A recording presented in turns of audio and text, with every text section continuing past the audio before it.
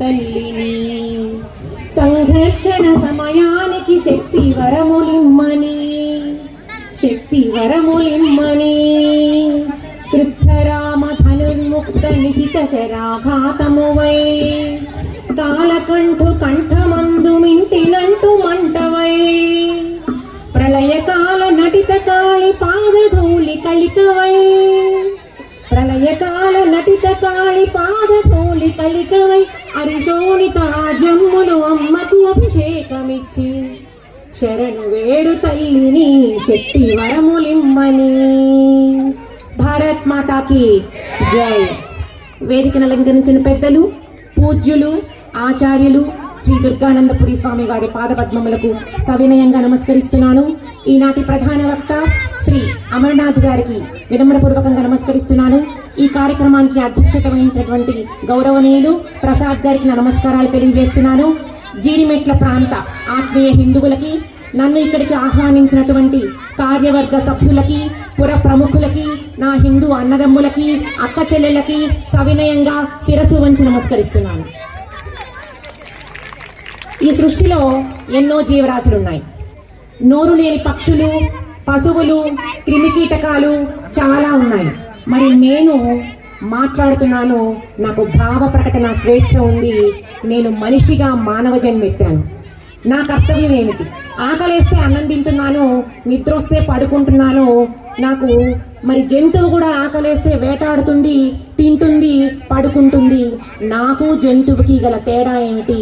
మనిషిగా నా కర్తవ్యం ఏమిటి? ఈ ప్రశ్న మనందరికీ ఎప్పుడో ఒకసారి వచ్చే ఉంటుంది, నాకు కూడా వచ్చింది. ఇటువంటి ప్రశ్నలకు సమాధానం ఒక భరతమాత మనకు అందించిన భారతీయ సంస్కృతిలో తప్పితే మరెక్కడా మీకు దొరకవు. విదేశీ భావన ప్రకారం, అంటే పాశ్చాత్యుల భావన, మనిషి అంటే శరీరం మాత్రమే. మన భారతీయ భావన, మనిషి అంటే శరీరంతో పాటు మనసు, బుద్ధి, ఆత్మ. మనది ఆత్మ భావన. శరీరము అశాశ్వతము. ఏదో ఒక రోజు మనం అందరం చనిపోతామా? చనిపోతాం. ఈ దేహాన్ని వదిలిపెడతాం. కాబట్టి విదేశీయులు అంటున్నారు, ఈ దేహం ఉండగానే నేను సుఖాన్ని అనుభవించాలి. సుఖం అంటే చెవులకి మంచి సంగీతము, నోటికి మంచి రుచికరమైన భోజనము, కళ్ళకి ఒక మంచి సినిమా. శరీరానికి సుఖము భోగము. మరి మనది ఆత్మ భావన. ఆత్మకి సుఖం ఏమిటి? ఆత్మకి సుఖము త్యాగము. త్యాగం ద్వారా మాత్రమే ఈ ఆత్మ సుఖపడుతుంది. మరి నేనేం త్యాగం చేయాలి? త్యాగం గురించి మాట్లాడే ముందు ఈ దేశాన్ని బహుమనీ సుల్తాన్లు, రజాకర్లు, డచ్, పోర్చుగీస్ వాళ్ళు, అరబ్బులు, తురుష్కులు, 800 సంవత్సరాల అరబ్బుల పరిపాలన, 200 సంవత్సరాల బ్రిటిష్ పరిపాలన, 1000 సంవత్సరాల బానిసత్వంలో మగ్గింది మన దేశము. మరి నేను ఇప్పటికి కూడా హిందూగానే ఉన్నాను, నా సనాతన ధర్మాన్ని అంటుకునే ఉన్నాను. ఇది ఎలా సాధ్యము? ఈ సనాతన ధర్మం పోకూడదని నా కోసము నా తాత ముత్తాతలు, నా వంశీకులు, నా పూర్వజులు ఎంతో త్యాగం చేశారు, బలిదానం చేశారు. అందుకే నేను ఇంకా ఇందులో ఉన్నాను. తన సొంత సంతోషాన్ని వదిలిపెట్టి, వ్యక్తిగత సుఖాన్ని వదిలిపెట్టి, నా జాతి కోసం, నా సమాజం కోసం, నా దేశ సంతోషం కోసం చేసేదే త్యాగము. త్యాగం అంటే మన కుటుంబం కోసం చేసేది బాధ్యత, త్యాగం కాదు. అది బాధ్యత అనబడుతుంది. మరి ఇంత గొప్ప సంస్కృతి, భారతీయ సంస్కృతి విశిష్టత ఉన్నాయని చెప్పుకున్నాము. అయినప్పటికీ మన మధ్య అనైక్యత, విభేదాలు, విద్వేషాలు ఉన్నాయి. ఎందుకో ఒకసారి విశ్లేషిద్దాము. నేను నా చరిత్ర మర్చిపోయాను. నేనేం చేశాను? నాకు నా చరిత్ర గుర్తులేదు. నేను ఇందాక చెప్పాను, ఆకలేస్తే తింటాను, వేడిగా ఉంటే ఏసీ వేసుకుంటాను, కారులో తిరుగుతాను. నేను నా కోసం త్యాగం చేసిన, చనిపోయిన నా అమరవీరులని గుర్తుపెట్టుకోలేదు. భగత్ సింగ్ ఎవరో నాకు తెలియదు, సుభాష్ చంద్రబోస్ ఎవరో నాకు తెలియదు. శుభ్రంగా తింటాను, పడుకుంటాను. నాకు నా చరిత్ర గుర్తులేదు. ఇక్కడ ఒక విషయం, ఏ జాతి అయితే తన చరిత్రను మర్చిపోతుందో, ఏ జాతి యువత తన అమరవీరులని, వారి కోసం త్యాగం చేసిన వారిని మర్చిపోతారో, నిర్లిప్తమవుతారో, నిర్లక్ష్యంగా ఉంటారో, సెల్ ఫోన్లు చూసుకుంటూ, రీల్స్ చూసుకుంటూ టైం పాస్ చేస్తారో, ఆ చరిత్ర రిపీట్ అవుతుంది. ఆ జాతి కాలగర్భంలో కలుస్తుంది. అది ఎలాగా? ఈజిప్టు 17 సంవత్సరాలు పోరాడింది. తన మీద దండయాత్ర చేసిన వారితో 17 సంవత్సరాలు పోరాడింది. 18వ సంవత్సరానికి ఓపిక లేదు. ఇప్పుడు ఆ నాగరికత లేదు, కాలగర్భంలో కలిసింది. పర్షియా 21 సంవత్సరాలు పోరాడింది వాళ్ళ మీద దండయాత్ర చేసిన వారితో. తరువాత పోరాటం చేయలేదు, ఓపిక లేదు, కాలగర్భంలో కలిసింది. ఇప్పుడు ఆ పర్షియా అనే నాగరికత లేదు. మనం కూడా అంతే. పోరాటం ఆపితే కాలగర్భంలో కలుస్తాం, ఏమవుతాం? జాతి అంతరిస్తుంది. పోరాటం ఆపితే. పోరాటం ఆపకూడదు. నేను నా చరిత్ర మర్చిపోయినట్లుగానే నా స్వభావాన్ని మర్చిపోయాను. నాకు నా స్వభావం గుర్తులేదు. అదేలాగా మీకు తెలిసే ఉంటుంది. ఆయన ఒక్కసారి ఒక సింహం పిల్ల పొరపాటుగా గొర్రె మందలో కలిసింది. అది అనుకుంది నేను గొర్రెనే అని.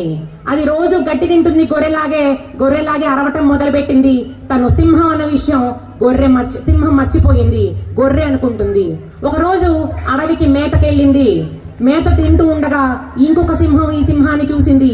ఇదేంటి గొర్రె మందలో తిరుగుతుంది అనుకుంది. దగ్గరికి వెళ్ళి చెయ్యి పట్టుకొని లాగింది. నీళ్ళల్లో ప్రతిబింబం చూపించింది. ఒకసారి నీ మొహం నువ్వు చూసుకో. అది చూసుకుంది. ఇదేంటి నేను సింహంలా ఉన్నాను? లా ఉండటం కాదు, నువ్వు హిందూ సింహానివి. నువ్వు గొర్రెల మందలో కలిసి గొర్రె అనుకుంటున్నావు. నువ్వేమనుకుంటున్నావు? గొర్రెల మందలో కలిసావు, గొర్రెని అనుకుంటున్నావు. అప్పుడు దానికి గుర్తొచ్చింది, ఓహో నేను సింహంలాగా అరవటం మొదలుపెట్టింది, సింహంలాగా గర్జించడం మొదలుపెట్టింది. పాపం అందులో కలిసిపోయాలా అనుకుంది. అదే విధంగా హిందువులకి ఎవరో ఒకరు చెప్పాలి, నువ్వు సింహానివి, గొర్రెవి కాదని. నేను నా స్వభావాన్ని ఎలా మర్చిపోయానో, నాతో పాటు ఉంటున్న కొన్ని జాతుల స్వభావాన్ని మర్చిపోయాను. అదేలాగా ఒక ఎలుక తుఫాన్లో చిక్కుకుంది. అవతల ఒడ్డుకెళ్ళటానికి ప్రయత్నిస్తుంది, వెళ్ళలేకపోతుంది, నానా ఇబ్బంది పడుతుంది. అటుగా వచ్చిన తాబేల్ని అడిగింది ఎలుక, నాకు కొంచెం సహాయం చెయ్యి, నీ మీద నన్ను ఎక్కించుకో, అవతల ఒడ్డుకు చేర్చు. తాబేలు మీలాగే దయగల హిందువు. తాబేలంది దానికేమి ఎక్కువ తీసుకెళ్తానంది. ఇద్దరు కలిసి ప్రయాణం చేస్తున్నారు. కొంత దూరం వెళ్ళిన తర్వాత ఒక తేలు కనపడింది. తేలంది, నేను కూడా ఇబ్బంది పడుతున్నాను, నేను కూడా నానా బాధలు పడుతున్నాను, నన్ను కూడా ఎక్కించుకొని అవతల ఒడ్డుకు తీసుకెళ్ళు. అప్పుడు ఎలుక చెప్పింది, తాబేలు వద్దు, ఈ తేలు స్వభావం నీకు తెలీదా? తేలు రక్తం బట్టి పీకుతుంది, వద్దు. అప్పుడు తేలంది, నేను అట్లా చేయను, చేస్తే నేను కూడా మునిగిపోతాను, నేను చచ్చిపోతాను, కాబట్టి నేను అలా చేయను, నేను మీతో పాటే వస్తాను, మంచిగా ఉంటానని చెప్పింది. తాబేలంది, నువ్వు ప్రాణివే, నేను ప్రాణే, తేలు ప్రాణే, ముగ్గురులో ఉంది ఒకటే ప్రాణం, అందుకని నేను ఎక్కించుకుంటానంది. ఎక్కించుకుంది. పాపం తాబేలు దయగల హిందువు కదా, మీలాగా ఎక్కించుకుంది. ముగ్గురు కలిసి పోతున్నారు. కొంత దూరం వెళ్ళిన తర్వాత తన సహజ స్వభావం అయిన రక్తం బట్టి పీకే స్వభావాన్ని తేలు బయటకు పెట్టింది. రక్తం బట్టి బయటకు పీకింది. ఇప్పుడు అడిగింది, ఎందుకు? అదేంటి నువ్వు చేయనన్నావు కదా, అట్లా రక్తం పీకనన్నావు, చచ్చిపోతావన్నావు. నేను చచ్చినా సరే నా స్వభావాన్ని వదిలిపెట్టను. ఏంటది? నేను చనిపోయినా నాకు ఓకే, నా స్వభావం మాత్రం విడిచిపెట్టనంది. కుట్టింది, నీళ్ళలో పడి చచ్చింది, కానీ స్వభావాన్ని వదిలిపెట్టలేదు. ఇప్పుడు తప్పు తేలుదా, తాబేలుదా? తప్పెవరిది? తాబేలు. ఎందుకని? స్వభావం తెలుసుకొని నువ్వు ఎక్కించుకున్నావు కాబట్టి తప్పు నీదే. నీకు స్వభావం తెలీదా? చూడండి, తేలు స్వభావం 1000 సంవత్సరాలకి ముందు కుట్టటం, ఇప్పుడు కుట్టటం, ఇంకో 1000 సంవత్సరాలు కూడా కుట్టటమే. తన స్వభావం మారదు. స్వభావం మార్చుకోవాల్సింది మనము. నేను చెప్పిన కథ మీకు అర్థమైందా? అర్థమైంది అనుకోవచ్చా? జై శ్రీరామ్. కాబట్టి కృతయుగంలో, అంటే ఒకప్పుడు రాక్షసులు అంటే ఎలా ఉండేవాళ్ళంటే పెద్ద పెద్ద కొమ్ములతో వికృతంగా ఉండేవాళ్ళు, మనకి రాక్షసులని తెలిసిపోయేది. ఇప్పుడు రాక్షసులు మన మధ్యనే తిరుగుతున్నారు. వాళ్ళకు కూడా 2 కళ్ళు, ముక్కు, మూతి, చెవులు మనకెలా ఉంటాయో అలాగే ఉంటాయి. మరి నేను ఎలా తెలుసుకోవాలి? స్వభావం మార్పు, ప్రవృత్తి మార్పు. స్వభావాన్ని బట్టి నువ్వు జాగ్రత్తగా ఉండాలి. స్వభావాన్ని బట్టి మసులుకోవో హిందువా. అంతేనా? కాబట్టి పాముకు రోజు పాలు పోస్తున్నాను, ఏసీ రూమ్ లో పెట్టాను, నన్ను కాటేయొద్దు అనుకుంటే మొదట కాటేసేది నిన్నే. దయ మనిషి స్వభావము, జంతు స్వభావం కాదు. దయ రాక్షస స్వభావం కాదు. దాని నుంచి దయను ఎక్స్పెక్ట్ చేయడం మన తప్పు. ఇప్పుడు ఆర్ఎస్ఎస్ స్థాపించి 100 సంవత్సరాలైన సందర్భంగా పంచ పరివర్తనని ప్రవేశపెట్టింది. మనలో తీర్చుకోవాల్సిన 5 పరివర్తనలు, 5 మార్పులు. ఇతర జాతుల గురించి మాట్లాడుకున్నాం, మన గురించి మాట్లాడుకున్నాం. అవేంటో ఒకసారి చూద్దాం. మొదటిది సామాజిక సమరసత. సమాజంలో అందరం సమానమే. కులము, పెద్ద కులము, చిన్న కులం అనేవి లేవు. మీ కుటుంబంలో మీకు ఎంతో ఇష్టమైన ఒక మనిషికి, మీ అమ్మగారు, మీ నాన్నగారు, మీ భార్య లేదా భర్త, కొడుకు, బిడ్డకి యాక్సిడెంట్ అయింది, ఎమర్జెన్సీలో ఉన్నారు, డాక్టర్ అర్జెంటుగా రక్తం ఎక్కిస్తున్నారు. మీరప్పుడు ఆగండి. ఈ రక్తం మా కులం వాడిదేనా అని అడుగుతారా? ప్రాణం కాపాడటానికి ప్రయత్నిస్తారా? ప్రాణం కాపాడటానికి ప్రయత్నిస్తారు. మీకు అప్పుడు కులం గుర్తు రాదు. మీరు హోటల్కి వెళ్ళి భోజనం చేస్తారు, మంచి రుచికరమైన ఫుడ్ తింటారు, బిల్లు కడతారు. వండిన వాడిది ఏ కులం అని ఎప్పుడైనా అడిగారా? అడగలేదు. అప్పుడు మీకు కులం గుర్తురాదు. మీ బిడ్డకి లేదా మీ కొడుక్కి మంచి విద్యను అందించి డాక్టర్ని సైంటిస్ట్ని చేసిన టీచర్ గారు మీ కులం ఏంటండి అని ఎప్పుడైనా అడిగారా? అడగలేదు. మీరు టీచర్ గాని విద్యని విజ్ఞానాన్ని చూశారు. ఆమె కులంతో మీకు పని లేదు. నన్ను ఇక్కడికి పిలిచారు, నా కులం మీరు అడగలేదు. మీకోసం నేను వచ్చాను, మీ కులంతో నాకు పని లేదు. మీతో స్నేహం చేయటానికి, మీతో కలిసి భోజనం చేయడానికి నాకు కులం అడ్డం లేదు. రాముడు శబరి పెట్టిన ఎంగిలి పండ్లను తిన్నాడు. ఆమె కులాన్ని ఆయన అడగలేదు. ఆమె నిస్వార్థ హృదయాన్ని, ఆమె ప్రేమను, ఆమె అమాయకత్వాన్ని ఆయన చూశాడు. కృష్ణుడు కుచేలుడితో స్నేహం చేశాడు. కుచేలుడు బీదవాడు, బ్రాహ్మడు, కృష్ణుడు ద్వారకాధిపతి రాజు. వారిద్దరికి కులం అడ్డం రాలేదు, వర్గం అడ్డం రాలేదు. సీతమ్మ వనవాసంలో అక్కడ ఉన్న వానర మహిళలతోటి, గిరిజన మహిళలతోటి సొంత అక్క చెల్లెల వలె మెలిగింది. ఆమెకి వారి కులం అడ్డం రాలేదు. మరి మనం హిందువులం అని చెప్పినప్పుడు మీరు ఎవరు అంటే నేను ఈ కులం అని చెప్తున్నారు, మీరు హిందువు అని చెప్పట్లేదు. మనకి ఎందుకు అడ్డొచ్చింది కులము? కాలికి గాయమైతే కంట నీరు రాలదా? కలబోసిన మనసులన్నీ కష్టము కరిగించవా? కలిసి బతకటం మన ధర్మం మర్మం. వేషభాష భూషణాలు వేరు వేరు పంధాలు. వేషభాష భూషణాలు వేరు వేరు పంధాలు. మన జననీ భరతమాత మందిరాన తోరణాలు. మన జననీ భరతమాత మందిరాన తోరణాలు. ఈ కాలికి గాయమైనప్పుడు నీరు కంట్లో నుంచి వస్తుంది. మనకి కష్టం వచ్చినప్పుడు నలుగురు మనతో ఉండి ఓదార్పుని, భరోసాని ఇస్తే ఈ కష్టం కరుగుతుంది. ఈమె భాష తేడాగా ఉంది, ఈమె ఆంధ్ర నుంచి వచ్చింది, ఇతని భాష వేరుగా ఉంది, ఇతను తెలంగాణ ప్రాంతానికి చెందినవాడు. ఆమె అడ్డబొట్టు పెట్టుకుంది, నాకు నచ్చదు. ఇతను నిలువు బొట్టు పెట్టుకున్నాడు, నాకు పడదు. మరి నీకు నచ్చేదెవరు? నీకు కష్టం వస్తే వచ్చేదెవరు? నీ బిడ్డకి, నీ కొడుక్కి ఏమైనా వస్తే బాధ తీర్చేదెవరు? ఆలోచిద్దాం. కులం మన గడప లోపల, బయటికి వస్తే మనం ఎవరు? హిందువులం. కులాన్ని పక్కకు పెడదాం, మనం అంతా ఒకటవుదాం, సంఘటన శక్తిని నిరూపిద్దాం. ఇప్పుడు మీరు చూశారు, వెస్ట్ బెంగాల్లో ఎలక్షన్స్ అయ్యాయి, హిందువులందరూ ఒకటయ్యారు, సంఘటన శక్తిని చూపించారు. వారికి ఏ ప్రభుత్వం కావాలో ఆ ప్రభుత్వాన్ని ఎన్నుకున్నారు. అవునా కాదా? సంఘటన శక్తికి ఉన్న పవర్ అలాంటిది. మనమందరం ఒకటే.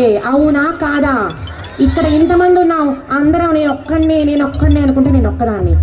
మనం అనుకుంటే మనం ఇంతమంది, నాకు ఇంతమంది, మీరందరూ నాతో ఉన్నట్టు. మనం అనుకోవాలి. హిందువులం. ఎవరికి వారు కులం కాదు, ఒకరం కాదు.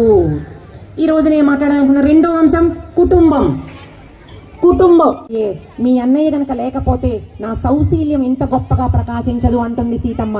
వాళ్ళిద్దరు అడుగుతున్నారు లక్ష్మణుణ్ణి, నువ్వు చెప్పు, రాముడి వల్ల అంటే వదిన వల్ల నాకందవా, నా వల్ల వదిన కందవా అని రాముడు అడుగుతున్నాడు లక్ష్మణుణ్ణి. అప్పుడు లక్ష్మణుడు అంటున్నాడు, ఈ చెట్టు కింద సేద తీరే బాటసారది అదృష్టము.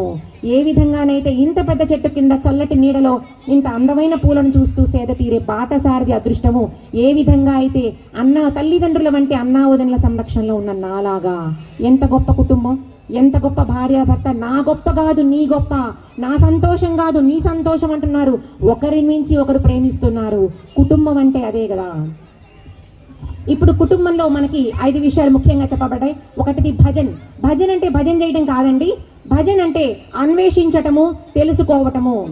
అంటే మీరందరూ, మీ పెద్దవాళ్ళందరూ మీ ఇంట్లో మీ పిల్లలకి ఎప్పుడైనా మీ వంశస్థులు ఎవరు, మీ పూర్వీకులు ఎవరు, మీ ముత్తాతలు ఎవరు, మీ తాతలు ఎవరు, మీ బామ్మలు ఎవరని ఎప్పుడైనా మీ పిల్లలకి చెప్పారా అండి? చెప్పారా? చెప్పకపోతే చెప్పాలండి. ఏం చెప్పాలి? మీ పూర్వీకులు ఎవరు, వారు ఎటువంటి జీవితాన్ని గడిపారు, వారు ఎంత కష్టపడ్డారు, ఎన్ని కష్టాలు వచ్చినా ఎలా ఎదుర్కొన్నారు, ఎంత సాదాసీదా జీవితాన్ని గడిపారు, ఈ విషయాన్ని మీరు మీ పిల్లలకి చెప్పాలి. ఛత్రపతి శివాజీ ఎవరు, సంభాజీ ఎవరు, మహారాణా ప్రతాప్ ఎవరు తెలియకపోతే మీరు కూడా తెలుసుకోవాలి, మీ పిల్లలకి చెప్పాలి. ఈ విషయం చాలా ఇంపార్టెంట్ అండి. మీ పెద్దవాళ్ళ గురించి, మీ పూర్వీకుల గురించి ఇప్పుడు చాలా మంది పిల్లలకి చెప్పట్లేదు. దయచేసి మీరు మీ పూర్వీకుల గురించి మీ పిల్లలకి చెప్పండి, వారి జీవన విధానాన్ని గురించి చెప్పండి. రెండవ అంశం భోజన్. మీరందరూ మీ కుటుంబంలో కలిసి భోజనం చేస్తారా? ఎవరికి వారు భోజనం చేస్తారా అండి?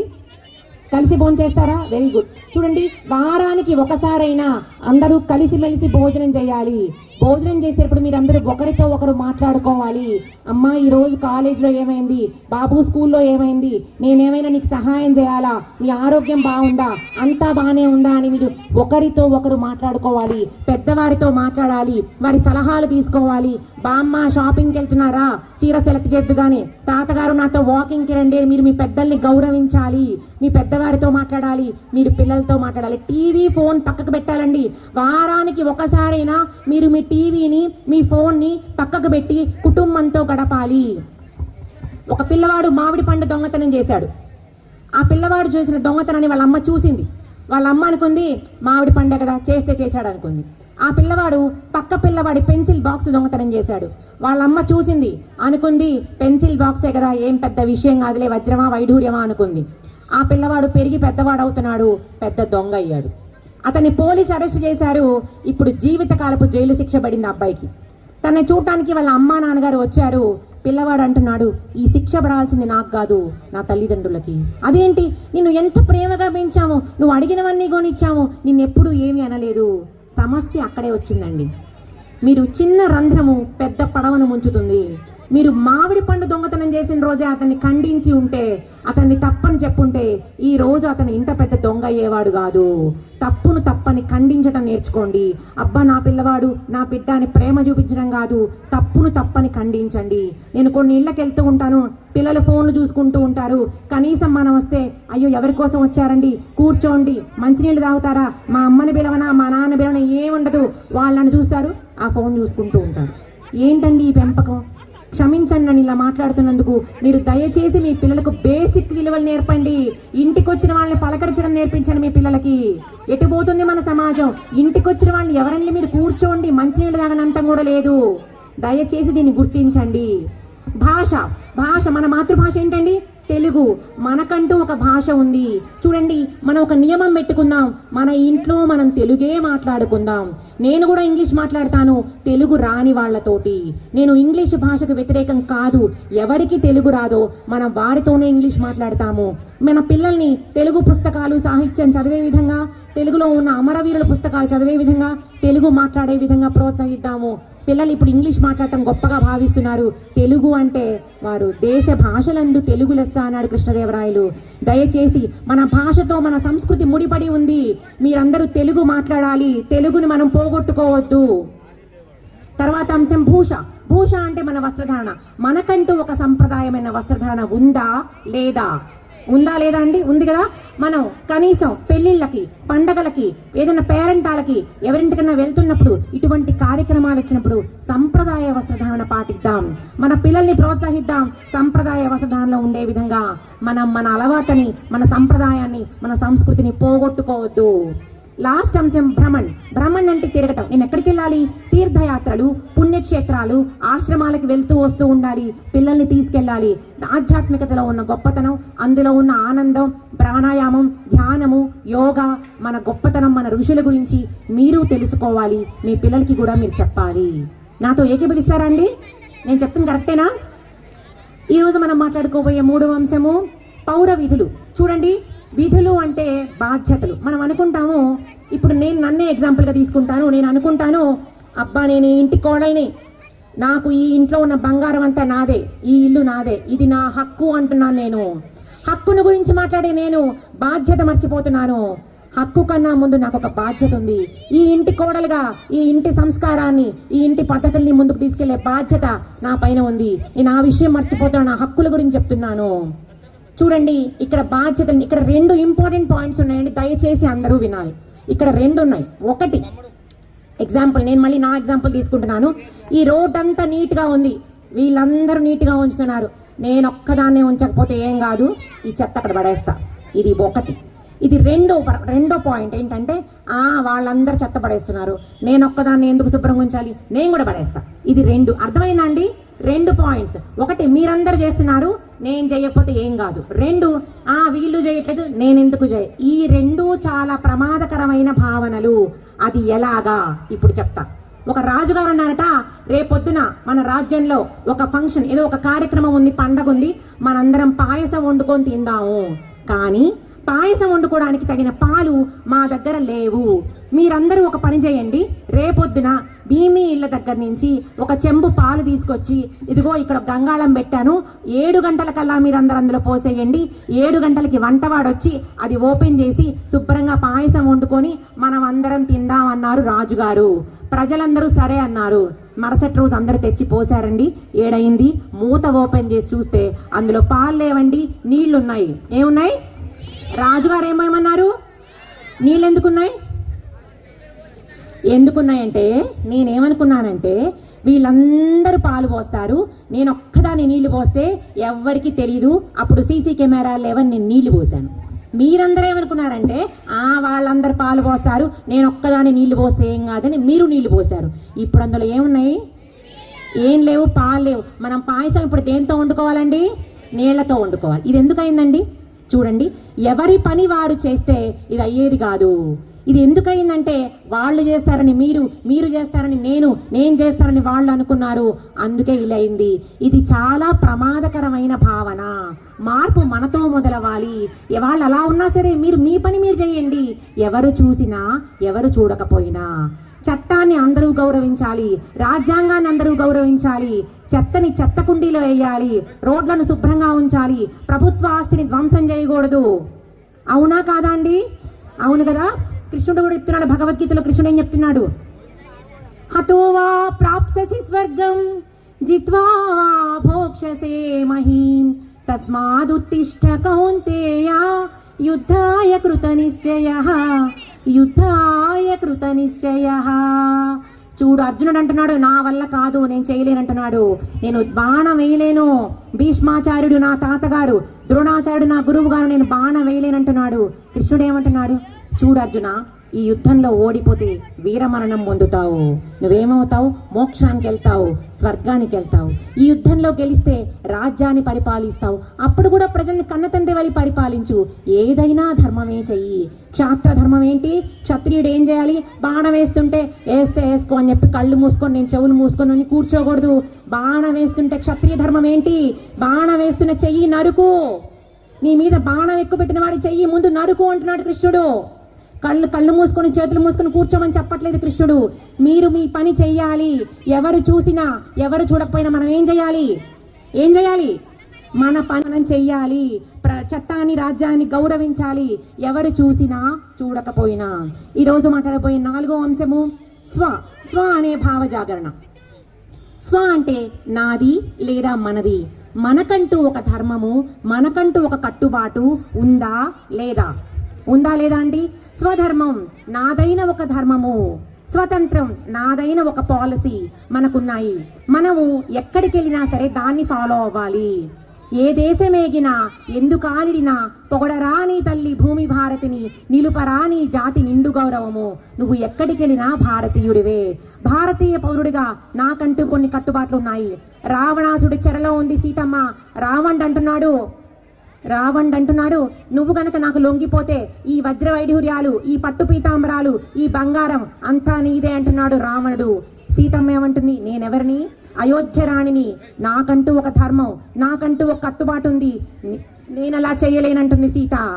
మరి లంకా దహనం అయిపోయిన తర్వాత, రావణ సంహారం తర్వాత తిరిగి వస్తున్నారు రాముడు లక్ష్మణుడు. లక్ష్మణుడు అంటున్నాడు, అన్నయ్య ఈ లంక ఎంత బాగుంది, స్వర్ణమయం, బంగారం, అబ్బా ఇక్కడే ఉందాం మనిద్దరం, తిరిగి మనం వెళ్ళొద్దు భారతదేశానికి అంటున్నాడు లక్ష్మణుడు.